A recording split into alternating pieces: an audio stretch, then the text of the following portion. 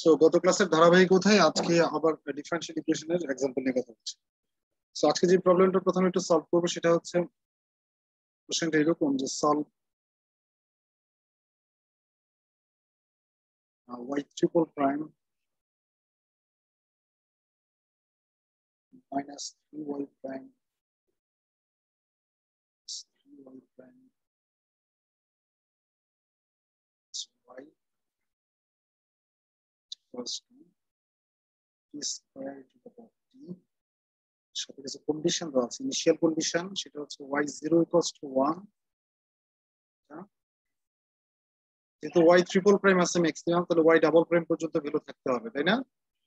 গত ক্লাসে এই কথাটা বলেছিলাম। জি sir. y double prime 0 which equals to -2. কারণ এখানে কোশ্চেনে y প্রাইম দুইটা, তাহলে তো এটা কাটাকাটি হয়ে যায়। এটা কি সেকেন্ডটা কি y double prime? Sorry sir আপনি sorry this is double y double prime, this is slip of pen. So y কোশ্চেনটা হচ্ছে কি আমাদের ডিফারেনশিয়াল ইকুয়েশনটা হচ্ছে যে y triple prime minus 3y double prime plus 3y prime minus y equals to t square into e to the power t. তবে initial condition দেওয়া আছে y0 equals to 1, y prime 0 equals to 0, y double prime 0 equals to -2. তবে দেখেন আমি বারবার বলছি this is the initial condition. অনেকে হয়তো বলতে পারেন যে স্যার একটা কন্ডিশন দেওয়া থাকলে আমরা ইনিশিয়াল বলতাম, কিন্তু এখানে তিনটা ভ্যালু দেওয়া আছে, তারপরও আপনি ইনিশিয়াল বলছেন। এটা ইনিশিয়াল কন্ডিশন এগুলো এই জন্য x equals to 0 পয়েন্টেরই শুধুমাত্র মান দেওয়া আছে, তাই না? যে x equals to 0 পয়েন্টে y এর ভ্যালু দেওয়া আছে, y প্রাইমের ভ্যালু দেওয়া আছে as well as y double প্রাইমের ভ্যালু।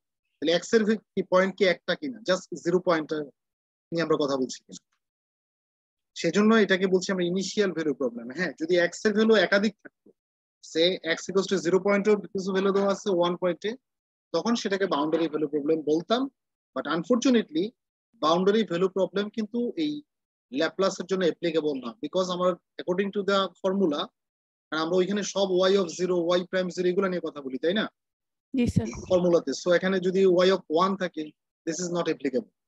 ওকে জি স্যার। সো অ্যাজ ইউজুয়াল এর মধ্যে যদি আমরা তাকে যদি সলভ করতে চাই, আমরা গত ক্লাসের মতো করি জাস্ট, তাহলে আমাদের যে কোশ্চেন যেটা আছে আমরা সেখানে কি নিব, বোথ সাইডের ল্যাপ্লাস ট্রান্সফর্ম নিতে হবে। So taking Laplace transform,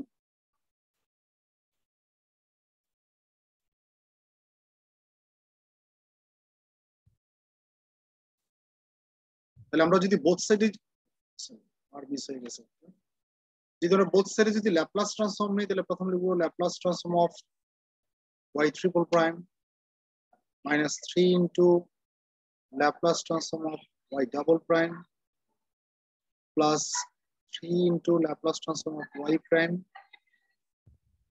minus Laplace transform of y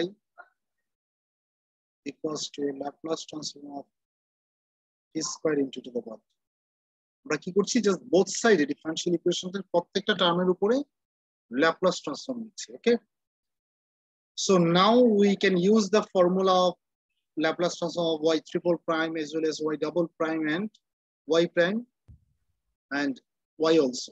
Okay, so Laplace transform of y triple prime এর ফর্মুলা কি ছিল, কেউ কি বলতে পারবেন বা মনে আছে কিনা কারো?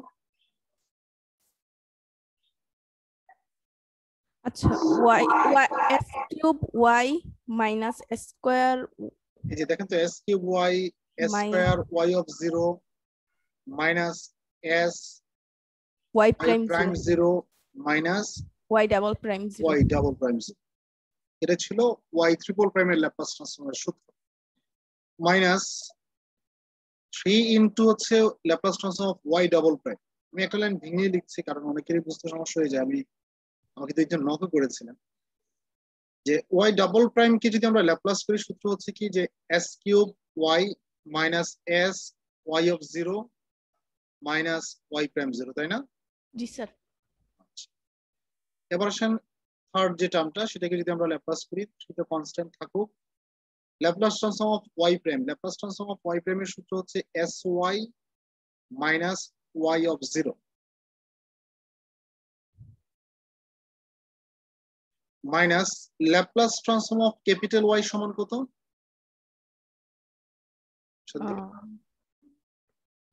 Laplace transform of capital Y সমান কত? Y sir. This is small y. জি স্যার। which equals to, এবার আসুন রাইট হ্যান্ড সাইডের ল্যাপ্লাস ট্রান্সফর্মটা একটু ডিফারেন্ট এই জন্য কারণ আমরা সিঙ্গেল যদি হতো সরাসরি সূত্রটা অ্যাপ্লাই করতে পারতাম, তাই না? জি স্যার। কিন্তু এখানে আছে কি যে T square into E to the power T. দেখেন আপনাদের মনে আছে কিনা ই টু দ্য পাওয়ার এটি ইনটু এফ অফ টি এর ল্যাপ্লাস ট্রান্সফর্মের সূত্র কি মনে আছে?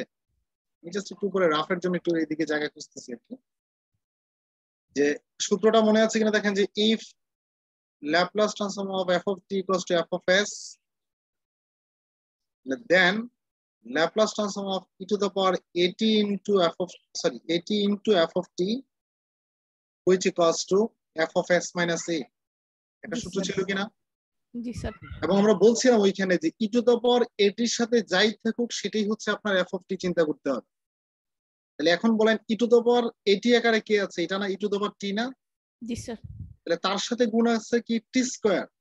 তাহলে এখানকার জন্য এতটুকু অংশের জন্য f of t সমান হচ্ছে টি স্কয়ার। জি স্যার। তাহলে টি স্কয়ার কে ল্যাপ্লাস ট্রান্সফর্ম করলে হয় 2 factorial divided by s cube, তাই না? n factorial divided by s to the power n plus 1, মনে আছে সূত্রটা? জি স্যার। তাহলে 2 ফ্যাক্টোরিয়াল মানে তো 2 ই নাকি 2 বাই s কিউব বলতে পারি চাইলে তাকে। কিন্তু এটা কি ফাংশন অফ s কিনা? জি স্যার। তাহলে Laplace transform of T square into E to the power t সমান হওয়া উচিত according to the formula f of s minus a। e to the power at হলে হয় f of s minus a। তাহলে e to the power 1t আছে কিনা এখানে? এর ভ্যালু 1 না, তাহলে f of s minus 1 হওয়া উচিত কিনা বলেন? জি স্যার। তাহলে f of s সমান যদি হয় 2 বাই s কিউব, তাহলে f of s minus 1 সমান কি 2 by s minus 1 whole cube হওয়া উচিত কিনা বলেন? জি sir. Just s is replaced by s minus 1। Okay, দেখেন আমি ওই যে এই সূত্রগুলো আগে পড়ানো হয়েছিল এই জন্যই যে পরবর্তীতে আমার কাজে লাগবে সেজন্য। এই ছোট্ট একটা অঙ্ক তো নিশ্চয়ই আসবে না যে এটাকে করেন, যে পরবর্তীতে বড় অঙ্ক করতে গেলে কাজে লাগবে সেজন্য এই ছোট ছোট ফর্মুলা গুলো নিয়ে কথা বলেছেন আমার। ওকে, সো তাহলে আমরা দেখছি যে T square E to the power T কে যদি ল্যাপ্লাস ট্রান্সফর্ম করি তাহলে আমরা পাচ্ছি 2 by s minus 1 whole cube. তাহলে Laplace transform of T square into the power T সমান 2 by s minus 1 whole cube. বুঝতে পেরেছেন কি? বলেন এই লাইন নিয়ে কোনো প্রশ্ন আছে কিনা কারোর মধ্যে? না স্যার। জি না স্যার। এখন আমার কাজ হবে যে ভ্যালুগুলো দেওয়া ছিল, আমার ইনিশিয়াল কন্ডিশন যেগুলো দেওয়া ছিল সেই কন্ডিশনের ভ্যালুগুলোকে এখানে বসিয়ে দাও। ঠিক আছে, তো প্রথম তো s কিউব y যা আছে তো থাকলো এটাতে, minus s square y of 0, y of 0 এর ভ্যালু কত? 1। তাহলে s স্কয়ার ইনটু 1 মানে কি s স্কয়ার না? জি অবশ্যই s স্কয়ার। তারপরে y প্রাইম 0 এর ভ্যালু হচ্ছে 0, তাহলে কি এই y প্রাইমটার কোনো অস্তিত্ব থাকবে? এই টার্মটার এই y প্রাইম 0 এর ভ্যালু যদি 0 বসাই তাহলে তো এটা 0 হয়ে যাবে, তাই না? তাহলে এই টার্মটা থাকবে না।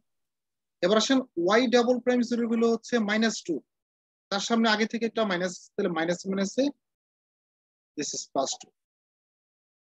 ওকে, এবার আসি সেকেন্ড পোরশনে যে -3 ইনটু s স্কয়ার y থাকুক minus s y of 0, y of 0 এর ভ্যালু হচ্ছে 1।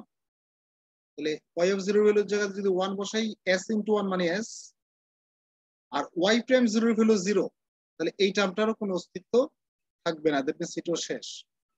এবার আসেন থার্ড টার্ম যেটা ছিল আমার ডিফারেনশিয়াল ইকুয়েশনের, যে আমরা চাইলে এটাকে গুণ করে দিতে পারি, বা গুণটা একটু পরেই করছি যেহেতু বাকিগুলো রেখে দিয়েছি। sy মাইনাস y অফ 0 এর ভ্যালু হচ্ছে 1, তাহলে y অফ 0 এর জায়গাতে আমরা 1 বসিয়ে দিলাম, মাইনাস স্মল y একটা আছে, স্মল yটা থাকুক, which equals to 2 by s minus 1 whole cube।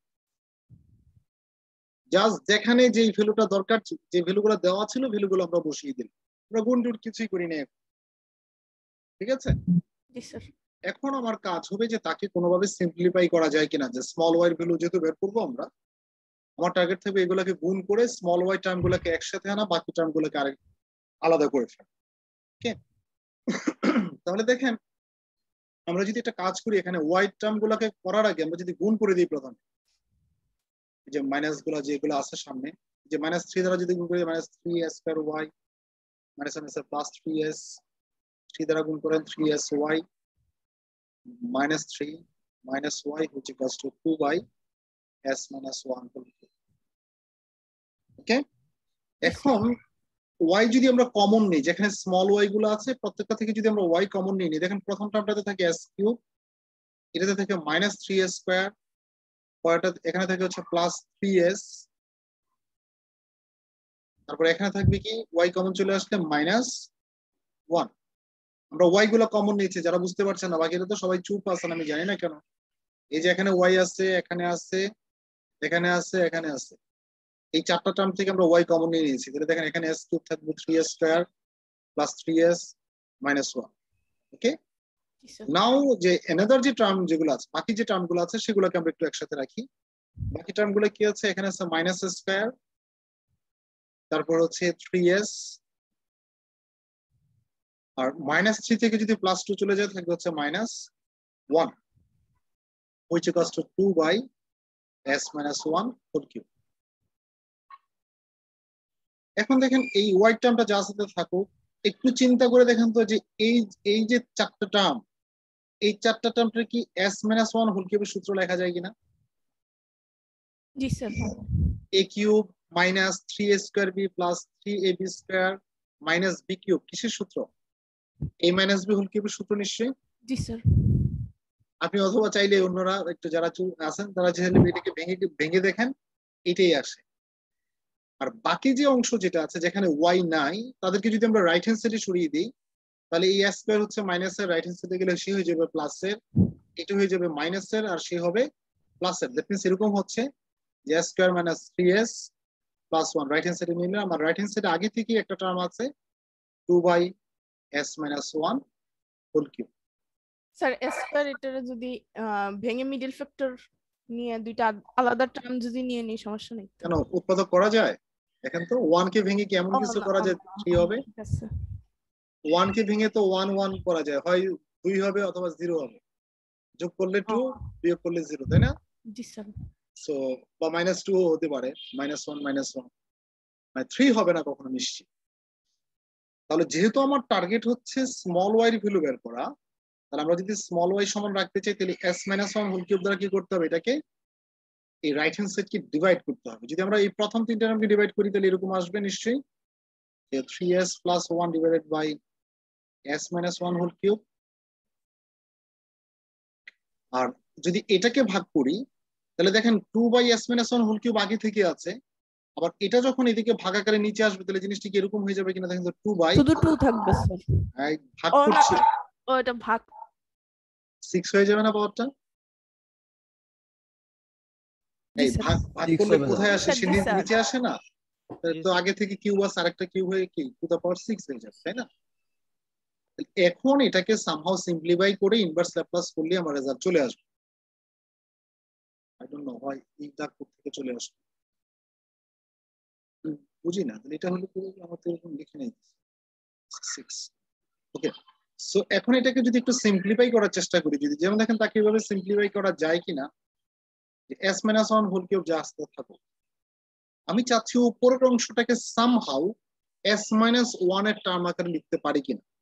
কিসের টার্ম আকারে?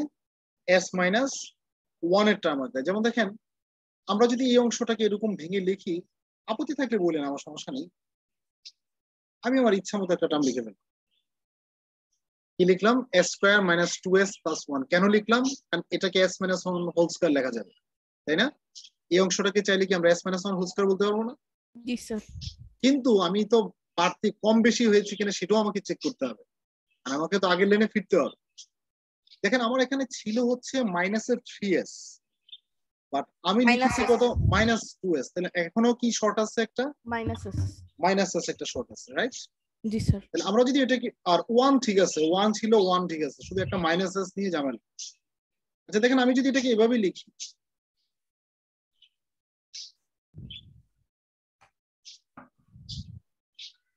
দেখেন তো কারোর মধ্যে কোনো আপত্তি আছে কিনা। যেমন আপনি দেখেন এতটুকু জায়গা না হয় এখানে একটা -s শর্ট ছিল, তাহলে -s চলে আসলো, কিন্তু আমি আমার বাড়তি কি আনেছি একটা +1, +1টা কিন্তু বাড়তি, মানে এখানে +1 যখন হবে তাহলে +1 যেন বাড়তি এনেছি, আবার কি করেছি একটা 1 আবার মাইনাস করে দিয়েছি। দেখেন আপনি এগুলোকে একটু যোগ বিয়োগ করে দেখেন তো এটা আসে কিনা।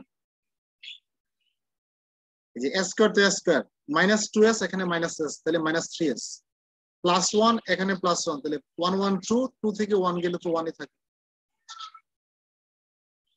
বুঝতে পেরেছেন কি? বিকজ আমরা উপরের টার্মটাকে সামহাউ s - 1 এর টার্ম আকারে লিখতে চাই।